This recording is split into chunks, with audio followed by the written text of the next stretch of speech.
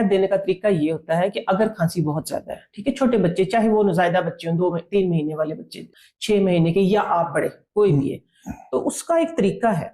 आप लोगों ने करना ये, चम्मच को गर्म कर लें बस। ओके, चम्मच गर्म कर लिए, इतनी सी उसके अंदर आपने क्या करना है कि 1 चम्मच, जो बड़ी चम्मच है, उसके अंदर आपने हनी डाल देना है। यानी वो, उसका मकसद कहने का ये है कि वो सिर्फ उस चम्मच के टेम्परेचर जितना गर्म होगा। ओके, ठीक है, उसको आपने मिक्स कर लिया। साथ में सिर्फ 2 बूंद अदरक की जूस की डाल दें, थोड़ी सी, क्या कहूँ कि चुटकी का चौथा हिस्सा काली मिर्च।